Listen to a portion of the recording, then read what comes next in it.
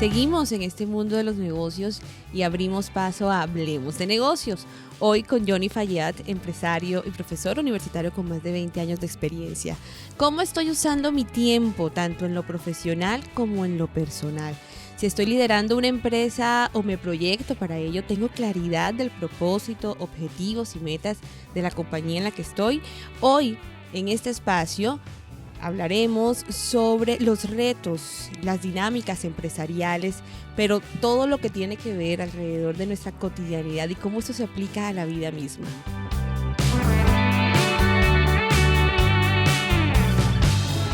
Primero, lo primero, cómo aprender a diferenciar lo urgente de lo importante hoy en Hablemos de Negocios.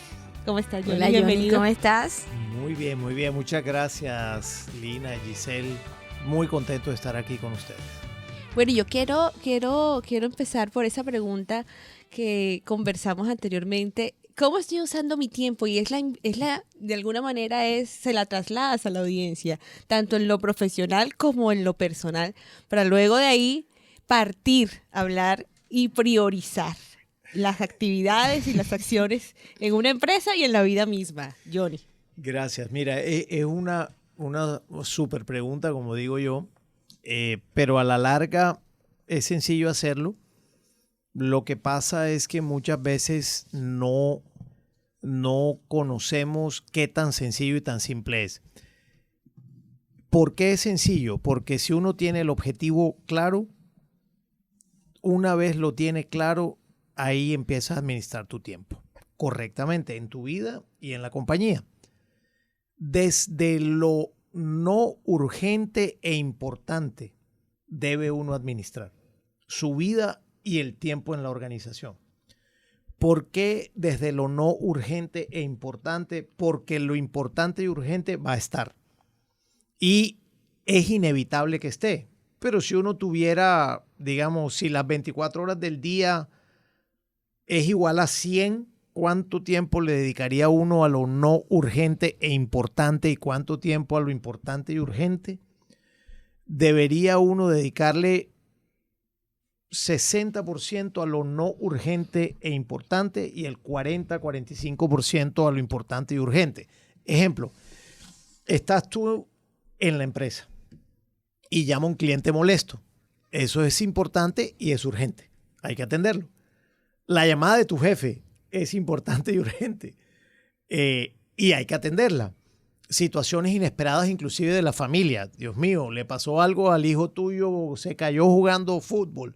Eso es importante y urgente. Desde la administración de lo importante y urgente también se puede ser productivo. Pero si el objetivo es claro, le dedicas más tiempo a lo importante que no es urgente. Ejemplo, yo tengo claridad de que mi objetivo es leer para poder seguir aprendiendo. Entonces yo le dedico tiempo a la lectura, le dedico tiempo a YouTube en contenido, le dedico tiempo a charlas TED, le dedico tiempo a escuchar personas que generan contenido que a mí me interesa. Y ahí me paso un tiempo importante durante la semana. Pero también en la compañía me paso el tiempo mirando, bueno, yo tengo unos indicadores, estos son los objetivos de esos indicadores, ¿cómo voy a hacer para llegar a ellos? Y ahí me paso más o menos 60% del tiempo. Después de un importante camino recorrido, hoy, digamos, he alcanzado esa posibilidad.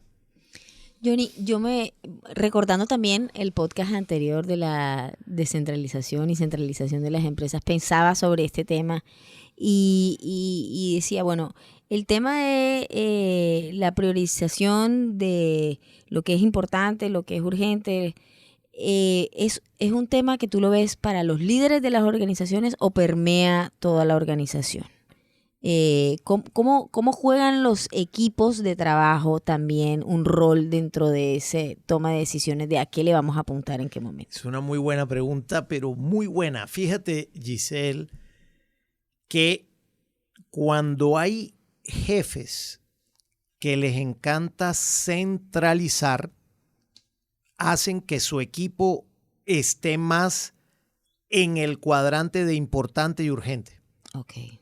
¿Por qué? Porque se llenan de tanta cosa que cuando empiezan a soltar, para que alguien ejecute, entregan sin tener en cuenta el tiempo de los otros. Entonces, ese equipo de trabajo centralizado está entre lo importante y urgente. Al contrario, quien descentraliza le permite a su equipo de trabajo centrarse en sus objetivos.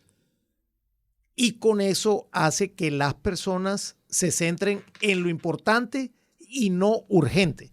Y el mismo jefe también. Entonces, digamos, linkeando los dos conceptos permea toda la organización. Definitivamente. Inclusive la vida misma. Tú le preguntas a un estudiante aquí, bueno, ¿y ustedes cómo manejan su tiempo? Entre Instagram, TikTok, jugar Play si son caballeros, estudiar o hacer cosas de ocio. Y te das cuenta que aquellos que manejan su tiempo bien generalmente tienen mejor desempeño académico. Entonces es un tema de productividad completo. Pero hablando justamente de productividad, aquí hay algo muy importante y es saber priorizar. Uno cómo aprende a priorizar las acciones, las tareas, las responsabilidades. Y en ese sentido, pensando, por ejemplo, en que nos está escuchando un pequeño emprendedor o quizás un estudiante o uno mismo, por ejemplo, en su vida diaria, ¿cómo lo hago yo? Independiente de la emisora, por ejemplo, las famosas to-do list, ¿verdad? ¿Hay herramientas o algo que puedas recomendarle a ese pequeño empresario, a ese estudiante?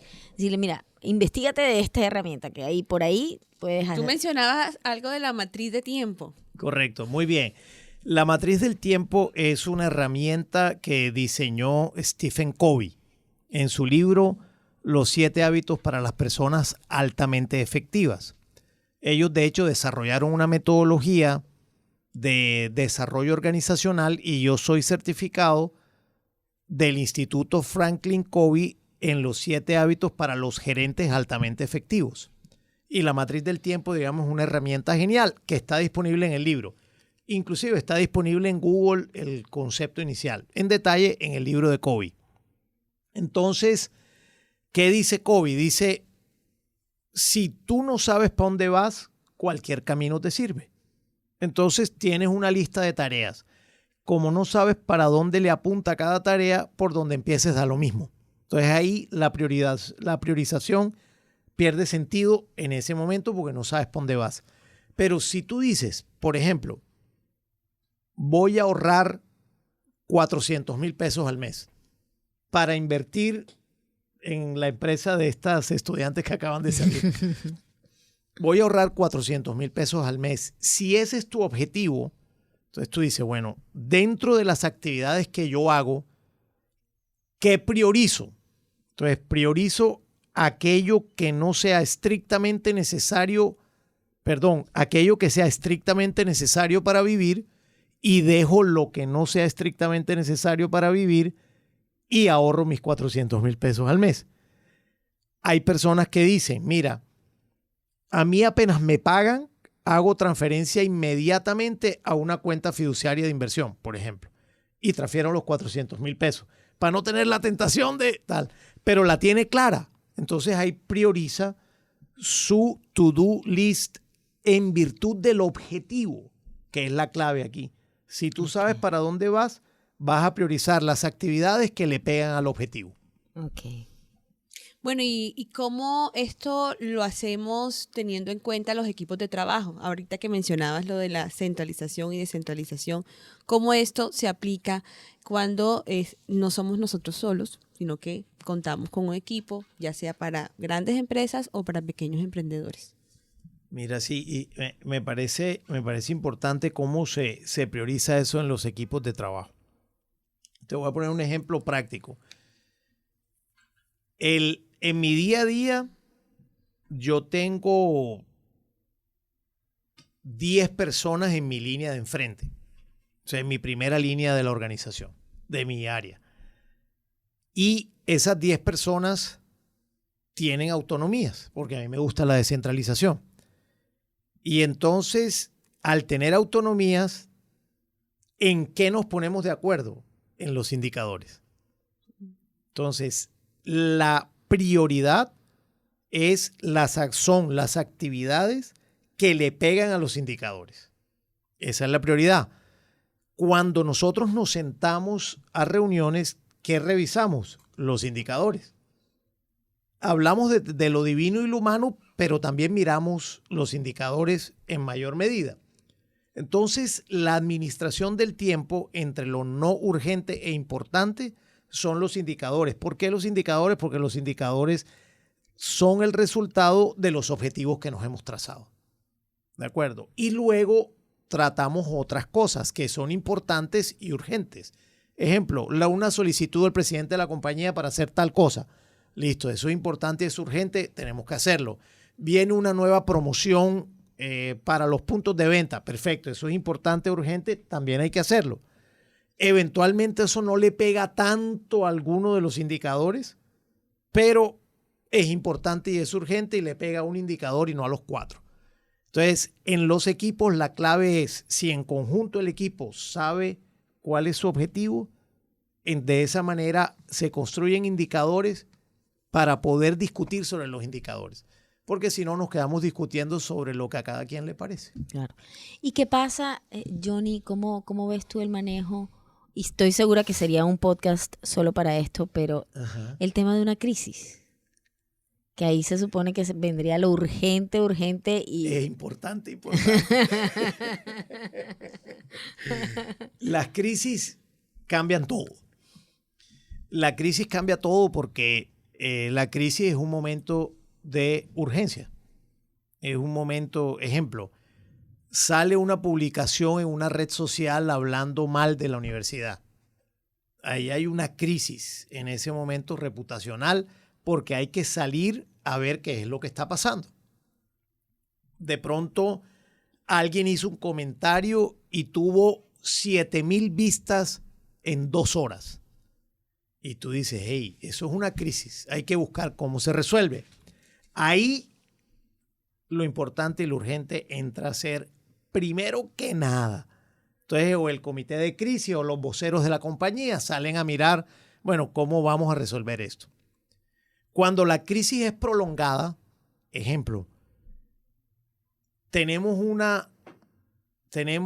varios trimestres que en el ciclo económico de la economía colombiana, hoy por hoy vamos decreciendo. Y la inversión extranjera, ejemplo, viene decreciendo y lleva 3 periodos decreciendo. ¿Qué quiere decir eso? Que es una crisis que se está acentuando y que adicionalmente se presenta. Tú no vas a salir corriendo porque es ese tipo de crisis que a todo el mundo le afecta, pero es un periodo de crisis. Entonces tú allí redireccionas los objetivos y los conviertes en no urgentes e importantes. Ok, excelente. Bueno, Johnny, muchísimas gracias por estar con nosotros hoy, Marta, y compartir tu conocimiento con la audiencia de Uninorte FM Estéreo. ¿Algo para finalizar? Sí, tú tienes tus objetivos claros, Lina.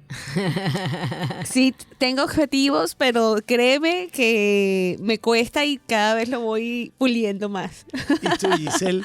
También estoy en la misma. Es un ejercicio del día a día estar atento a eso. Es algo que hay que tener mucha conciencia de eso. Hay que estar pendiente.